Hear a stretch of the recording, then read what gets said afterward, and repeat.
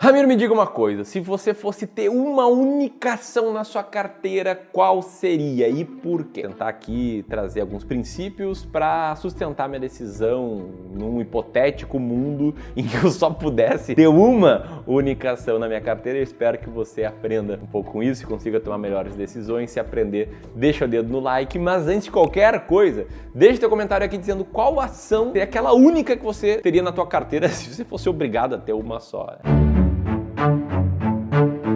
Para te responder bem e não ser um card no Instagram e sim um vídeo no YouTube que eu te eduque financeiramente, eu te ajude a compartilhar o que eu acredito, eu quero passar por alguns princípios antes de trazer a resposta. Porque a resposta sem contexto não faz sentido nenhum. E são 4 princípios básicos. Primeiro, o principal objetivo que eu tenho como investidor e que eu acredito que você deveria ter. Segundo, a regra dos 3%. Terceiro, nunca comprar uma ação para esquecer na carteira ou para mantê-la para sempre. E quarto, tomada de decisão com base em uma estratégia clara. Vamos começar com o primeiro princípio, que é o principal objetivo de todo investidor, na minha opinião. Para mim, o objetivo número 1 de qualquer investidor tem que ser preservar o patrimônio. Para mim, todo mundo deveria pensar em preservar antes de pensar em multiplicar. E aí você pode pensar, beleza, mas preservar qual patrimônio? Teu, né? O patrimônio que você constrói com a tua renda ativa, com o teu trabalho, com a tua função aí que você troca por dinheiro. Eu acredito que é o trabalho que enriquece. Eu teria o maior viés do mundo aqui para falar que não, que enriquece é investimento, vem aqui, compra uma açãozinha, ela explode e tal, porque eu sou gestor de investimentos. O Clube do Valor é uma gestora e consultoria de investimentos. A gente ajuda as pessoas a investir. Só que essas pessoas que a gente ajuda, elas foram enriquecendo, foram acumulando patrimônio com trabalho, empreendendo, sendo profissionais autônomos, sendo executivos, sendo funcionários públicos e poupando dinheiro mês a mês por um bom tempo. E nosso papel aqui é preservar e multiplicar esse dinheiro para garantir renda passiva no futuro. Mas o que constrói renda passiva é renda ativa, beleza? Dito isso, como é que a gente faz para preservar patrimônio aqui dos nossos clientes? Como é que eu faço para preservar o meu? Primeiro, é diversificação entre diferentes classes de ativo. Então, toda a carteira aqui de um cliente nosso, ou inclusive a minha carteira, tem pelo menos 3 diferentes classes de ativo. Dá exemplo da minha carteira de longo prazo, 100% renda variável, porque eu tolero muito risco, mas dividido ali 1/3 ações brasileiras, 1/3 ações norte-americanas, 1/3 fundos imobiliários. Vão ter períodos em que fundos imobiliários vão mal, mas ações brasileiras vão bem. Vão ter períodos em que fundos imobiliários e ações brasileiras vão mal e ações norte-americanas vão bem. Vão ter alguns períodos em que as 3 classes vão mal, que as 3 classes vão ir bem, mas o ponto é que eu diminuo muito o risco ao diversificar em diferentes classes de ativos. E outra diversificação que eu prego muito aqui, que está no meu princípio, é diversificação dentro de uma determinada classe de ativos. E aí tem um estudo muito legal do Joe Greenblatt, é um gestor muito famoso norte-americano, autor de vários livros, dentre eles um chamado You Can Be a Stock Market Genius, em que ele publicou um estudo que ele mesmo fez, dizendo basicamente que com 2 ações você reduz em 46% o risco não sistemático, com 4 ações você reduz em 72% o risco não sistemático, com 8 ações reduzem 81% esse risco, 16 ações reduzem 93% e 32 ações reduzem 96% do risco não sistemático. Rápido parênteses, risco sistemático é o risco da economia, do sistema, né? A crise de 2008, por exemplo, derrubou o sistema inteiro. A crise de 2020, a pandemia, derrubou o sistema inteiro. Risco não sistemático é o risco de uma ação específica ou de um setor específico. Por exemplo, a Vivo foi muito bem como ação nos últimos 15 anos, enquanto a Oi, concorrente do mesmo setor, foi muito mal, que é o risco não sistemático em ação. Tá aí a Vivo, o gráfico aí que eu peguei início de 2023 da Vivo, um gráfico bem razoável. E o da Oi eu vou te mostrar em breve. E o grande ponto aqui é que engana-se quem pensa que uma ação que cai muito como a Oi é algo incomum, né? Esses tempos eu peguei as ações com menor retorno em 2022 e mostrei o retorno em 2023. Várias seguiam caindo bastante, inclusive a Oi. E a mesma coisa aconteceu no passado, né? As ações com maior queda em 2021, muitas delas caíram mais um monte em 2022. Ou seja, muitas ações caem bastante. Isso me leva para o segundo princípio, que se chama a regra dos 3%, e esse é muito simples. A regra dos 3%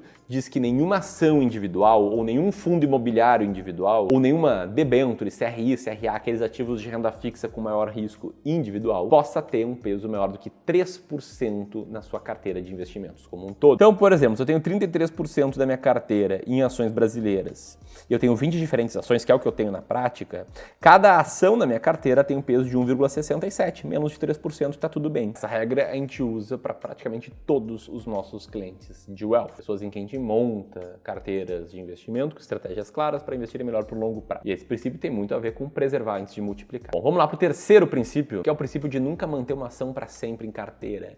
E aqui, ó, a minha filosofia de investimentos, ela é diferente da filosofia de investimentos de outros investidores e educadores financeiros que são muito bons.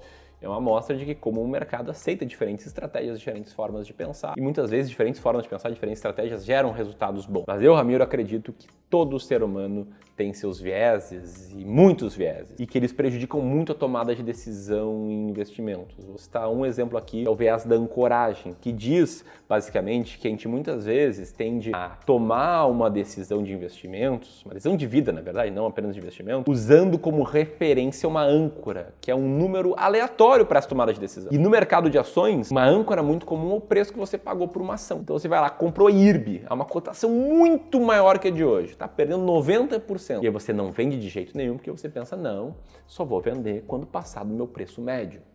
Isso é uma âncora e não tem nada a ver com a decisão de manter ou vender uma ação. Basicamente, se você entende que não compraria IRB de jeito nenhum a cotação atual e você tem ações dela negociadas no mercado com liquidez na cotação atual, entender que você não compraria de jeito nenhum significa a mesma coisa que entender que seria hora de vender ações que você já tem, entendeu? Então, o viés da ancoragem. Eu me lembro que tempos atrás vi uma manchete assim, lá de 2013, né, que era ações para esquecer na carteira e viver de renda na aposentadoria. E uma delas que era citada aí era a própria Oi. Agora imagina o cara esquecer o Oi na carteira e que só tinha essas 5 ações. Esse cara que tomou uma perda irrecuperável de 20% só com Oi. Então eu não me apego emocionalmente a uma ação e eventualmente eu posso vender qualquer uma das ações que eu tenho, né, se ela perder os fundamentos, se ela não tiver mais em linha com os fatores que me fizeram comprar ela, que tem a ver com o quarto princípio, que é investir com base em estratégias claras de preferência, sistemáticas, né, que é seguindo um sistema, um encadeamento de decisões, e quantitativas,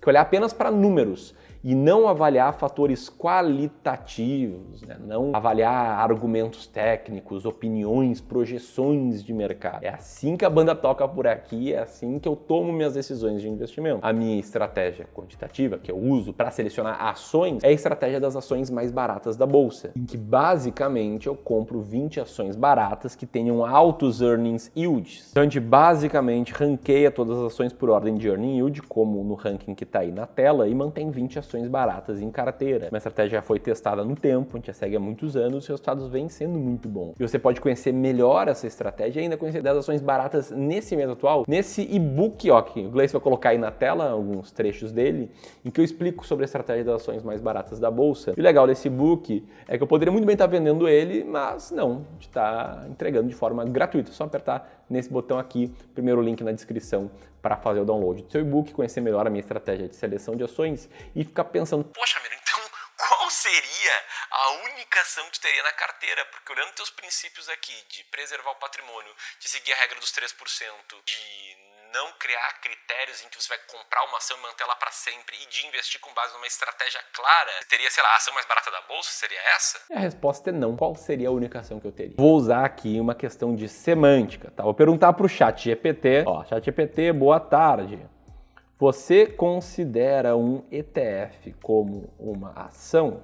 Olha a pegadinha. Vamos ver o que ele me diz. O ChatGPT está pensando, está falando, ó, ETFs e ações são ambos instrumentos financeiros, mas são conceitualmente diferentes. Mas são os dois negociados na Bolsa de Valores, né? Um ETF é um fundo de investimento negociado na Bolsa de Valores como se fosse uma ação. Ok, o ETF não é uma ação, mas é muito parecido. E um ETF pode incluir várias ações. E ele inclui várias ações. Então, como de forma alguma eu teria apenas uma ação na carteira, em nenhuma hipótese eu vou me ancorar aqui na minha interpretação de que um ETF é tipo uma ação. E aí, se eu fosse ter um ativo só de renda variável na carteira, ações brasileiras, seria um ETF. Agora, qual ETF? Bom, como eu gosto de estratégias sistemáticas e quantitativas, e na bolsa tem um ETF que replica o índice de boas pagadoras de dividendos da B3, que tem regras quantitativas como essas que estão na tela aqui, e que diferentemente de um índice como o Ibovespa, ele aqui está filtrando não por liquidez, não por valor de mercado, e sim por consistência de dividendos, e sim também dando um peso maior para empresas com maiores dividendos yield, ou seja, trazendo empresas na média um pouco mais baratas e sempre lucrativas, porque elas têm que distribuir dividendos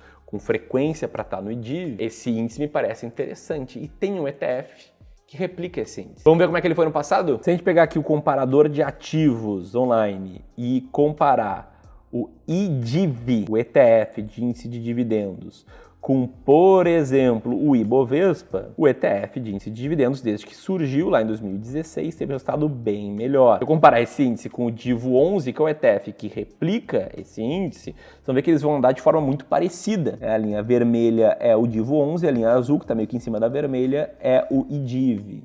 Então, se eu fosse ter um ativo de renda variável, dei aquela roubadinha aqui na carteira, seria o ETF Divo 11. Estaria garantindo todos os meus princípios e estaria aí tendo um potencial de retorno melhor do que a média do mercado. Se você gostou aqui dos princípios, se identificou com como a gente pensa e quer saber como eu posso te ajudar a investir melhor, tomar decisões com maior segurança, preservar seu patrimônio e principalmente não te tomar muito tempo na hora de investir, a gente está com vagas abertas para os nossos serviços de Wealth. Funcionam muito bem para quem tem mais de 500 mil reais para investir. Então, se você tem 500 mil reais, 1 milhão, 10 milhões, 30 milhões para investir, você pode rapidamente preencher esse formulário que a gente vai te contatar para explicar como a gente pode te ajudar a investir melhor. E se você quiser seguir meio que nesse tema e entender quantas ações é ideal ter na carteira, tem um vídeo tintim por tintim que eu explico quantas ter, que eu vou deixar o link aqui. Um grande abraço e até a próxima.